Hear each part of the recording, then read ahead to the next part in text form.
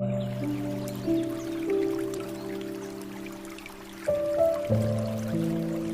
very good evening to all the people present in this session.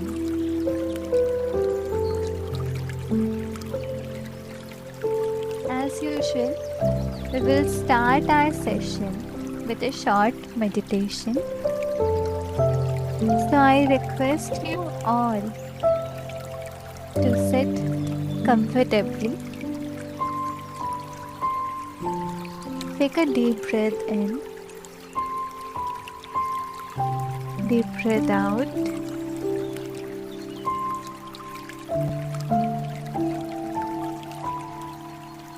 While exhaling, leave all your baggages, all your tiredness till the present moment behind.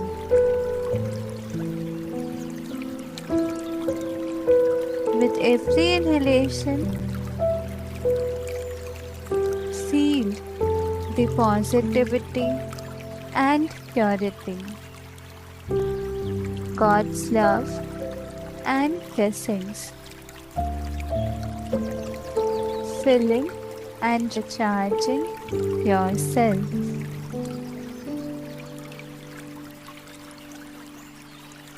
Repeat.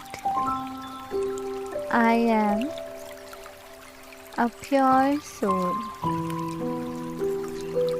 shining star of light. Focus between the center of your forehead and visualize the shining little star. Feel its presence. It is my being, my soul, child of the Supreme Soul, the Almighty God. Every day, every moment, just remember that God loves us unconditionally, irrespective of anything.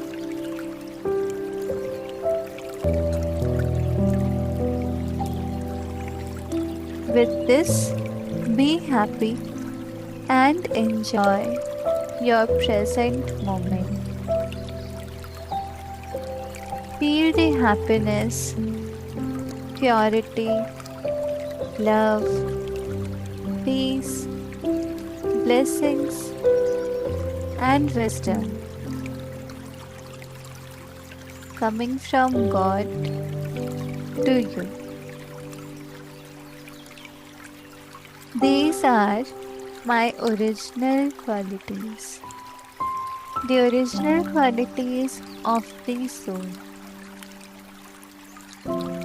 By remembering these, it becomes easy for me to implement these original qualities in every work I do.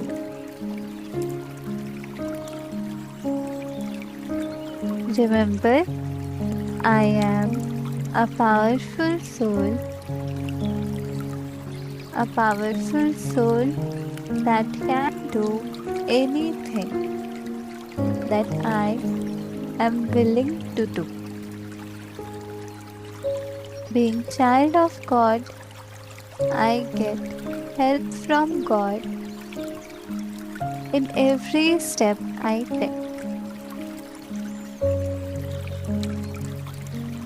The phase I am going through in my life, no matter how it is, just keep faith that the Almighty is here for me. The Almighty is always with me.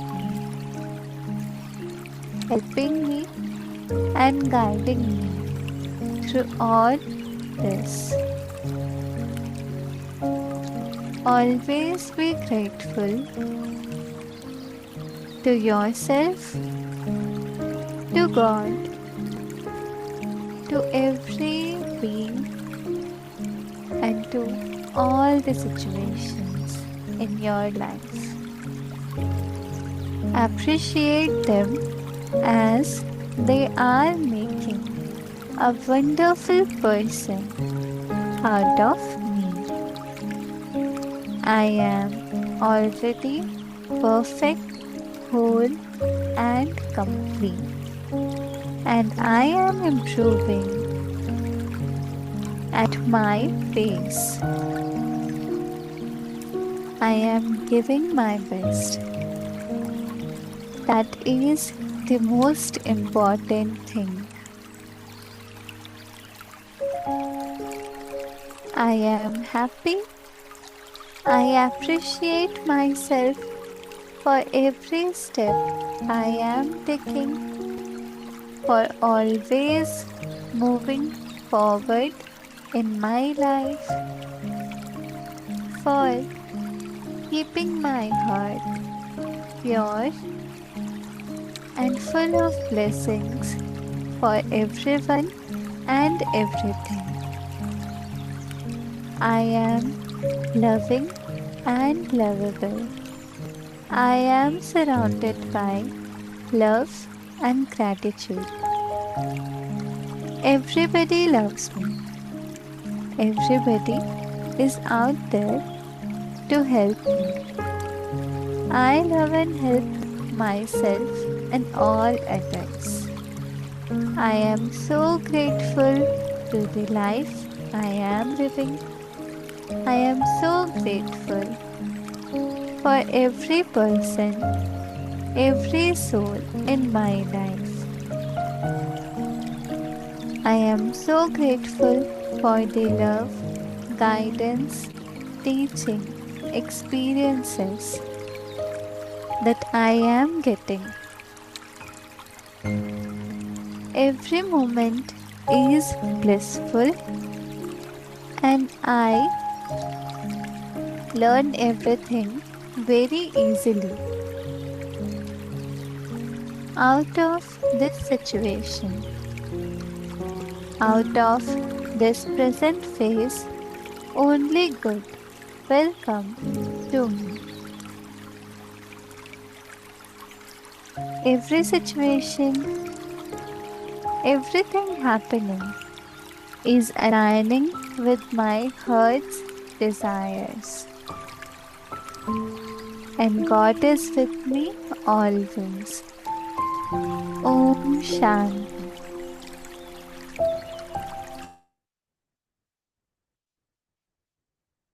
Let me share the screen now.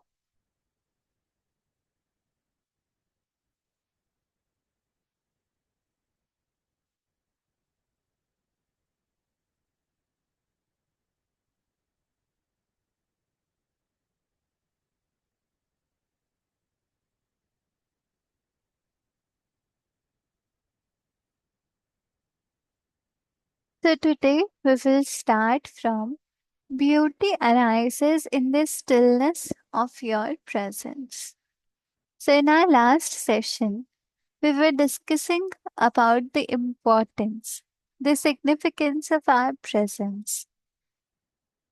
When we are fully present in the present moment, we are highly alert and get all the opportunities, avail all the opportunities leading to our growth. So, presence is very much required. We have seen some parables highlighting the importance of our presence. We have also done a little experiment in the last session, which made us highly alert and conscious. So, if you have not watched the video, please go through it. Now, we are going to start. with our session today. What you have just described is something that I occasionally experience for brief moments when I'm alone and surrounded by nature. तो अभी तक author ने क्या हमें describe किया था presence के बारे में, उसके इम्पोर्टेंस के बारे में। अभी जो सीकर है वो बोल रहे हैं कि आपने अभी जो डिस्क्राइब किया था वो ऐसा है जो कि मैं कभी कभी ब्रीफ मोमेंट्स के लिए एक्सपीरियंस करता हूँ, छोटे छोटे मोमेंट्स के लिए एक्सपीरियंस करता हूँ जब मैं अकेला होता हूँ या फिर नेचर से सराउंडेड होता हूँ। तो अभी नोअर रिप्लाई दे रहा है, yes, Zen masters use the word satori to describe a flash of insight, a moment of no mind and total presence. Although satori is not a lasting transformation, be grateful when it comes, for it gives you a taste of enlightenment. You may indeed have experienced it many times without knowing what it is and realizing its importance. Presence is needed to become aware of the beauty, the majesty, the sacredness of nature. Have you ever gazed up into the infinity of space on a clear night, awestruck by the absolute stillness and inconceivable vastness of it? Have you listened, truly listened to the sound of a mountain stream in the forest, or the song of a blackbird at dusk on a quiet summer evening? To become aware of such things, the mind needs to be still. Author बता रहे हैं जो जेन masters होते हैं ना वो एक word describe करते हैं, सैटोरी। और सैटोरी का मतलब क्या होता है, एक फ्लैश ऑफ इंसाइट। जब हमें इंसाइट का एक फ्लैश मिलता है एक छोटे से मोमेंट के लिए, जो हम एक्सपीरियंस करते हैं नो माइंड, जो एक गैप होता है ना हमारे माइंड के बीच में, जब हम थॉट्स कोई भी थॉट्स क्रिएट नहीं कर रहे हैं और टाइम के उस फ्रेम में नहीं फंसे हुए साइकोलॉजिकल टाइम में, जब हम फुल्ली प्रेजेंट होते हैं, तो वो कुछ छोटे छोटे मोमेंट्स के लिए जब हमें एक्सपीरियंस होता है उसको जेन मास्टर सैटोरी से डिस्क्राइब कर रहा है, उसमें हम लोग टोटली प्रेजेंट रहते हैं। अभी ऑथर कह रहे हैं कि जो सैटोरी है वो लास्टिंग ट्रांसफॉर्मेशन नहीं है, मतलब ये लॉन्ग टर्म के लिए नहीं होता, ये एक फ्लैश की तरह बस आता है और फिर थॉट्स क्रिएट होने शुरू हो जाते हैं। लेकिन ये बहुत इंपॉर्टेंट है क्योंकि इससे हमें एनलाइटनमेंट के बारे में एक टेस्ट मिल जाता है। एनलाइटेंड स्टेट क्या होता है, जब हम उस स्टेट को, कॉन्शियसनेस को, प्रेजेंस को हम लॉन्ग टर्म के लिए एक्सपीरियंस कर रहे हैं, फुल फुल टाइम एक्सपीरियंस कर रहे हैं, तब हम एनलाइटेंड कहलाएंगे। लेकिन जब हमें वो छोटे छोटे मोमेंट्स के लिए एक्सपीरियंस हो रहा है तब वो सैटोरी है। और हम ये चीज कई बार अपनी लाइफ में एक्सपीरियंस कर चुके हैं, नोइंगली अननोइंगली, हमें उसकी इम्पोर्टेंस भी नहीं पता होती, पर हम अपनी लाइफ में कई बार सैटोरी को एक्सपीरियंस करते हैं कुछ छोटे छोटे मोमेंट्स के लिए। लेकिन प्रेजेंस नीडेड होती है, क्यों? क्योंकि हमें ब्यूटी के बारे में पता चल जाता है, प्रेजेंस में ब्यूटी होती है, मेजेस्टी होती है, सेक्रेटनेस ऑफ नेचर होता है। अभी ऑथर पूछ रहे हैं कि क्या आपने स्पेस की इन्फिनिटी को कभी ऐसे गेज किया है, कोई क्लियर स्काई को, क्लियर नाइट में ऐसे आपने गेज करते करते सोचा है कि स्पेस कितना इनफाइनाइट है, इसकी कोई लिमिट ही नहीं है, कितना स्टिल है ये, कितना बड़ा है, कितना वास्ट है। क्या आपने कभी सच में एक माउंटेन स्ट्रीम के साउंड को सुना है, ट्रूली सुना है फॉरेस्ट में? क्या आपने कभी ब्लैक बर्ड के सॉन्ग को सुना है इवनिंग में? तो अभी ऑथर बोल रहे हैं कि इन सारी चीजों को करने के लिए हमारा माइंड बहुत ही स्टिल होना चाहिए, स्थिर होना चाहिए, शांत होना चाहिए। You have to put down for a moment your personal baggage of problems of past and future, as well as all your knowledge, otherwise you'll see but not see, hear but not hear. Your total presence is required. तो हमें ये चीज experience करने के लिए क्या करना होगा, अपने पर्सनल बैगेज ऑफ प्रॉब्लम्स, जो हम अपनी लाइफ में प्रॉब्लम्स को कंसिडर करते हैं ना, उसके पर्सनल बैगेज को हमें हटाना होगा, उसको छोड़ना होगा, एक बार उसको लीव करना होगा, पास्ट से रिलेटेड, फ्यूचर से रिलेटेड, या जो भी हमारी नॉलेज है, इन सब को जब हम छोड़ेंगे ना, तब हम उस चीज को ज्यादा ध्यान से सुन देख पाते हैं, ट्रूली देख पाते हैं, वरना हम देख करके भी उसको, उसका ट्रू एसेंस हमें दिखाई नहीं देता है। इसीलिए टोटल प्रेजेंस हमारी रिक्वायर्ड होती है। Beyond the beauty of the external forms there is more here, something that can not be named, something ineffable, some deep inner holy essence। External forms की ब्यूटी के बियॉन्ड मतलब जिसको हम ऐसे ही normal अपनी आईज से जिसको हम ब्यूटी कंसिडर करते हैं, उसके बियॉन्ड भी कुछ होता है जिसको हम नेम नहीं कर सकते, जिसको हम जानते नहीं है, जो बहुत ही डीप होता है, एक इनर होली एसेंस होता है हमारे अंदर में है। Whenever and wherever there is beauty, this inner essence shines through somehow। जब भी कहीं पे भी कभी भी ब्यूटी होगी ना, तो हमारे अंदर की जो ये इनर एसेंस है ये शाइन करने लगेगी किसी ना किसी तरह से। It only reveals itself to you when you are present. ये हमें कब रिवील होती है? जब हम प्रेजेंट होते हैं। जब हम प्रेजेंट होते हैं तभी हमें ये ब्यूटी रिवील होती है। Could it be that this nameless essence and your presence are one and the same? Would it be there without your presence? Go deeply into it, find out for yourself। तो अब author ने हमें कुछ questions दिए हैं जो हमें खुद से उनका आंसर फाइंड आउट करना होगा। Could it be that this nameless essence and your presence are one and the same? ये जो नेमलेस एसेंस, ये जो ब्यूटी है, जो हमें एक एसेंस मिल रहा है इस ब्यूटी का, ये जो ब्यूटी है और हमारी जो खुद की प्रेजेंस है, ऑथर पूछ रहे हैं क्या ये एक ही है, क्या ये दोनों सेम है। और दूसरा क्वेश्चन क्या पूछ रहे हैं कि ये जो ब्यूटी है क्या हमारी प्रेजेंस के बिना इसका सर्वाइवल हो सकता है। तो इस बारे में हमें डीपली सोचना और अपने लिए खुद फाइंड आउट करना है। When you experienced those moments of presence, you likely didn't realize that you were briefly in a state of no mind।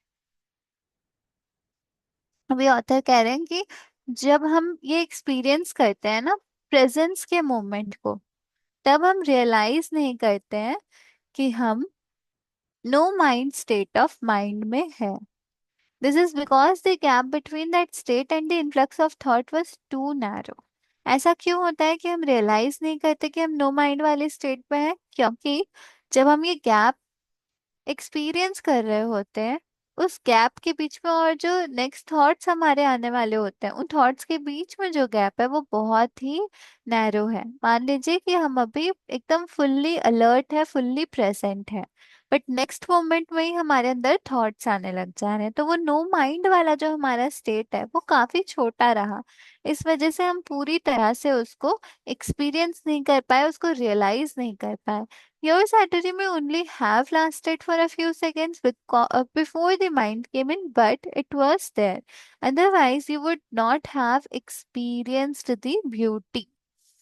तो ऑथर बता रहे कि हमारी जो सैटोरी है वो भले ही कुछ सेकंड्स के लिए ही एक्सपीरियंस हमने करी, लेकिन हमारी सैटोरी हमेशा ही रहती है। वरना हम इस ब्यूटी को कभी एक्सपीरियंस ही नहीं कर पाते। मतलब जो हम सैटोरी को बीच बीच में एक्सपीरियंस करते रहते हैं अपनी लाइफ में, वो सैटोरी हमेशा ही प्रेजेंट रहती है। बस जब माइंड बीच में आ जाता है, माइंड से ही तो थॉट्स क्रिएट होते हैं ना, तब वो सैटोरी का एक्सपीरियंस करना हम बंद कर देते हैं। तब वो ब्यूटी को हम एक्सपीरियंस नहीं कर सकते हैं। लेकिन जब वो नो माइंड वाला गैप रहता है तब हम उस ब्यूटी को एक्सपीरियंस कर पाते हैं। Mind can neither recognise nor create beauty only for a few seconds while you were completely present। Was that beauty or that sacredness there? Mind कभी रिकॉग्नाइज भी नहीं कर सकती है ब्यूटी को, ना ही क्रिएट कर सकती है, ना पहचान सकती है, ना बना सकती है। सिर्फ कुछ सेकंड के लिए हम जब कंप्लीटली प्रेजेंट रहते हैं तभी वो ब्यूटी और सेक्रेटनेस वहां पे होती है। Because of the narrowness of this gap, of that gap, and a lack of vigilance and alertness on your part, you were probably unable to see the fundamental difference between the perception, the thoughtless awareness of beauty, and the naming and interpreting of it as thought।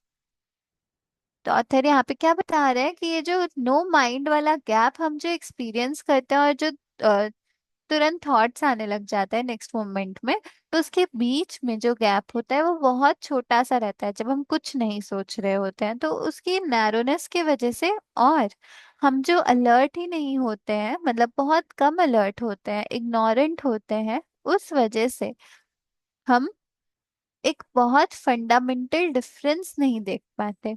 Difference किसके बीच में? हमारी perception के बीच में और thought के बीच में। अब हमारी परसेप्शन क्या है? जो ब्यूटी है, जो एसेंस है, उसकी अवेयरनेस तो होती है हमें कि ब्यूटी यहाँ पे है, तो उसकी अवेयरनेस होती है, बट वो थॉटलेस होती है क्योंकि हम नो माइंड वाले सिचुएशन में रहते हैं, यानी कि कोई थॉट्स नहीं होते, एकदम स्टिल होते हैं।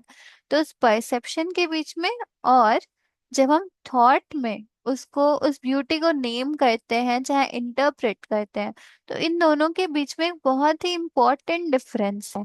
उसको हम समझ नहीं पाते हैं क्योंकि वो जो गैप है हमारा नो माइंड वाला, वो काफी छोटा होता है और हम अलर्ट और इग्नोरेंट होते हैं। The time gap was so small that it seemed to be a single process. ये टाइम गैप इतना छोटा होता है हमारे नो माइंड स्टेट का कि हमें ऐसे लगता है कि ये एक सिंगल प्रोसेस ही है। The truth is however that the moment thought came in, all you had was a memory of it। सच्चाई क्या है कि जैसे ही जिस मोमेंट में हमारे थॉट्स आने लग जाते हैं, तब फिर हमारे पास में सिर्फ और सिर्फ उस ब्यूटी की मेमोरी ही रह जाती है। The wider the time gap between perception and thought, the more depth there is to you as a human being, which is to say the more conscious you are. मतलब जब हमारे perception और thought के बीच में जो time gap जितना ज्यादा बड़ा होगा, उतने ही ज्यादा हम डेप्थ में जाएंगे अपनी ह्यूमन बीइंग के, अपनी बीइंग के हम डेप्थ में जाएंगे जितना ज्यादा टाइम गैप हमारी परसेप्शन और थॉट में होगा। इसका मतलब क्या होगा कि हम और ज्यादा कॉन्शियस हो जाएंगे, यानी वो जो नो माइंड फेज हम छोटे छोटे मोमेंट्स के लिए एक्सपीरियंस करते हैं, जब हमारा वो एक्सपीरियंस करने का टाइम जितना ज्यादा इंक्रीज होते जाएगा, उतना हम खुद इवेल्युएट कर सकते हैं कि हमारे अंदर इम्प्रूवमेंट हुई है, हम और ज्यादा कॉन्शियस हो रहे हैं। Many people are so imprisoned in their minds that the beauty of nature does not really exist for them. They might say, "What a pretty flower," but that's just a mechanical mental labeling. Because they're not still, not present, they don't truly see the flower, don't feel its essence, its holiness. Just as they don't know themselves, don't feel their own essence, their own holiness. Author बोल रहे हैं कि बहुत लोग होते हैं जो कि अपने माइंड में बहुत ज्यादा इम्प्रेजेंट होते हैं, अपने माइंड में ही बहुत ज्यादा उलझे रहते हैं कि जो प्रकृति की सुंदरता है, ब्यूटी ऑफ नेचर है, वो उनके लिए एग्जिस्ट ही नहीं करती। हो सकता है वो किसी फ्लावर को देख करके बोल दे कितना सुंदर फ्लावर है, पर ये सिर्फ और सिर्फ उनके मेंटल लेबलिंग होती है, एक मैकेनिकल लेबलिंग होती है। उन्होंने सिर्फ लेबल कर दिया कि हाँ वो फ्लावर बहुत सुंदर है, पर उसको सिर्फ और सिर्फ लेबल किया, लेकिन उसको उन्होंने पूरी तरह से एक्सपीरियंस नहीं किया। वो पूरे स्टिल नहीं होते हैं, प्रेजेंट नहीं होते हैं, उन्होंने ट्रूली उस फ्लावर को नहीं देखा। जैसे हमने पहले भी एक लाइन में देखा था ना कि जब हम देखते भी हैं पर उसको ट्रूली नहीं देखते। ट्रूली हम कब देखते हैं? जब हम कॉन्शियस होते हैं, जब हम उसको पूरा फील करते हैं, उसको एक्सपीरियंस करते हैं। तो यहाँ पे क्या हो रहा है, हमारी आईज कह रही है कि वो ब्यूटीफुल है, पर वो जो एक्सटर्नल फॉर्म तो बियॉन्ड ब्यूटी होती है, वो एक इनर एसेंस होता है जब हमें फील होता है। पर ये तो एक्सटर्नली उन्होंने कह दिया कि हाँ ये फ्लावर बहुत सुंदर है, पर उसको उन्होंने मेंटली लेबल किया। लेकिन इस मोमेंट पे वो न स्थिर है न पूरी तरह से प्रेजेंट है, इसीलिए उन्होंने उस फ्लावर को ट्रूली नहीं देखा है, उसके एसेंस को फील नहीं किया है, उसकी होलीनेस को फील नहीं किया है। और उन्होंने खुद भी अपने आप को कभी अपनी खुद के एसेंस को, अपनी होलीनेस को फील नहीं किया होता है। Because we live in a state of mind dominated culture, most modern art Architecture, music, literature are devoid of beauty of inner essence, with very few exceptions. The reason is that the people who create those things cannot, even for a moment, free themselves from their mind. So they are never in touch with that place within where true creativity and beauty arise. अभी author बता रहे हैं कि हम एक ऐसे culture में रहते हैं जहाँ पे हमारा माइंड डोमिनेट करता है, मतलब हमारा माइंड हमें चला रहा है, हम अपने माइंड से डोमिनेटेड हो रहे हैं। और इसीलिए जो मॉडर्न आर्ट है ना, उसमें से अधिकतर पार्ट, चाहे आर्किटेक्चर हो, म्यूजिक हो, लिटरेचर हो, उसमें जो इनर एसेंस है, जो ब्यूटी होती है ट्रू, वो उससे वंचित रहते हैं, उससे डिवॉइड रहते हैं। और इसमें काफी कम एक्सेप्शंस होते हैं जिसमें हमें सच में ब्यूटी दिखाई दे। और इसका रीजन क्या है कि जिन्होंने उन चीजों को क्रिएट करा होता है ना, उन्होंने एक मोमेंट के लिए भी खुद को, अपने माइंड को अपने आप से फ्री नहीं किया होता है। इसीलिए वो कभी भी उस प्लेस के साथ इन टच नहीं रहते हैं जहाँ पे ट्रू क्रिएटिविटी और ब्यूटी अराइज होती है। इस पे ध्यान देंगे, जब हम कॉन्शियस होते हैं, जब हम फुल्ली प्रेजेंट रहते हैं, तो वहीं से हमारी ट्रू क्रिएटिविटी और ब्यूटी अराइज होती है। The mind left to itself creates monstrosities, and not only in art galleries. Look at our urban landscapes and industrial wastelands.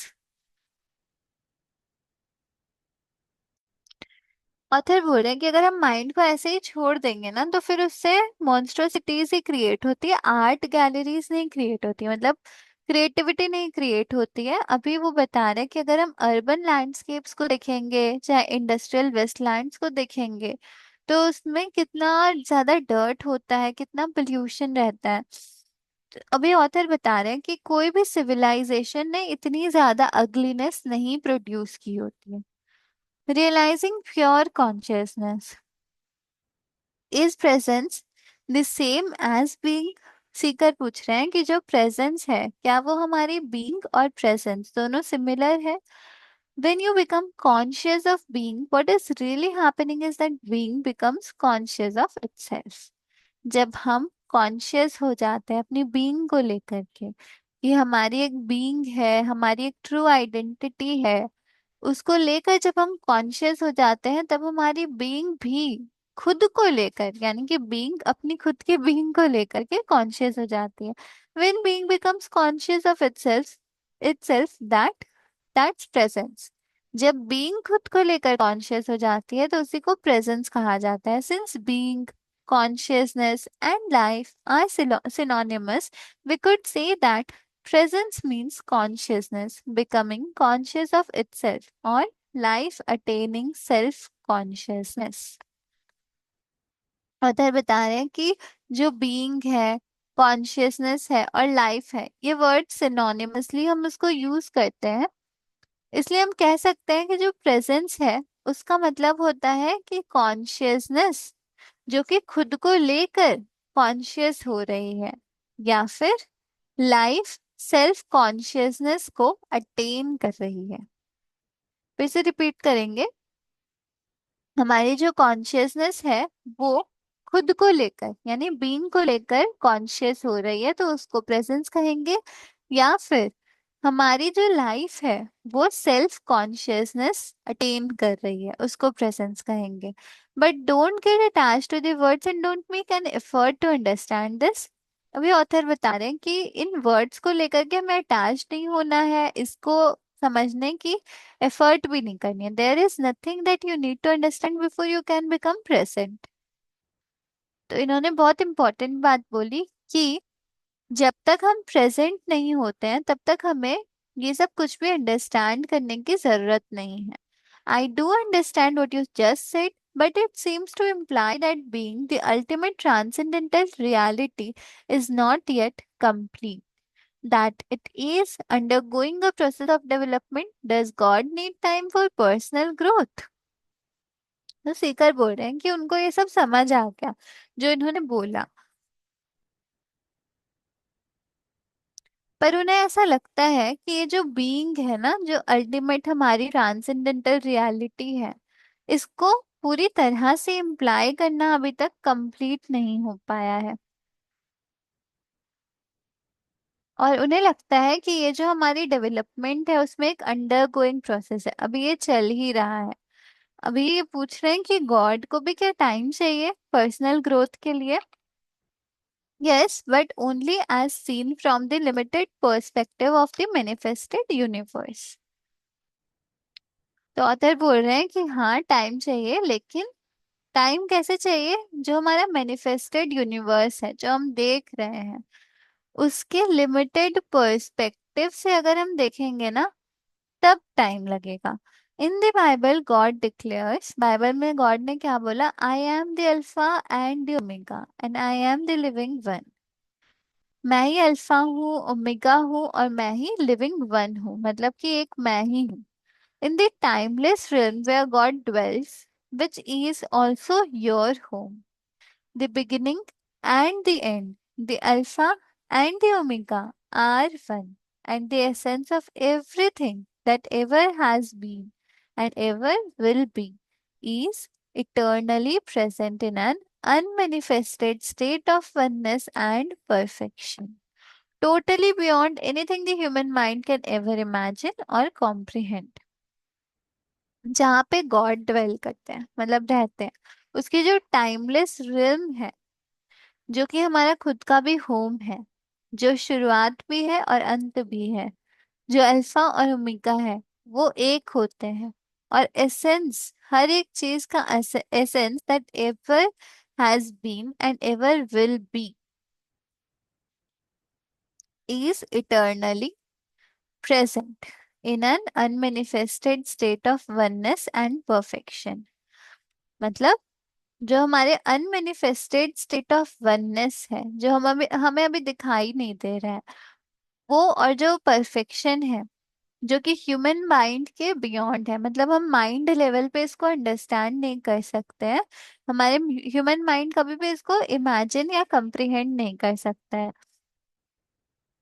तो उसका essence, in our world of seemingly separate forms, however timeless perfection is an inconceivable concept।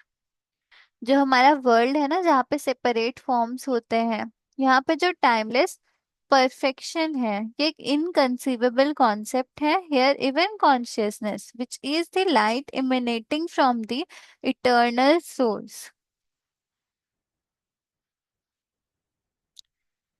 यहाँ पे consciousness होती है, जो light होती है eternal source से जो आ रही है, seems to be subject to a process of development, but this is due to our limited perception. तो हमें वो लाइट जो गॉड से आ रही है, इटर्नल सोल से आ रही है, हमें ऐसे लगता है कि उसे भी डेवलपमेंट की जरूरत है, क्योंकि हम अपने लिमिटेड परसेप्शन से उसको देख रहे हैं। अगर हम माइंड के लेवल से देखेंगे तो वो लिमिटेड ही होगा, लेकिन बियॉन्ड माइंड अगर हम देखेंगे तो अ, वो हमारा बहुत वास्ट होगा। It is not so in absolute terms. Nevertheless, let me continue to speak for a moment about the evolution of consciousness in this world। तो अभी मैं ऑथर बताएंगे कि इस वर्ल्ड में कॉन्शियसनेस की इवोल्यूशन कैसे हुई थी। तो यहाँ से हम कल देखेंगे कि इवोल्यूशन ऑफ कॉन्शियसनेस कैसे हुआ था इस वर्ल्ड में। Thank you so much for joining everybody. Everybody will meet tomorrow.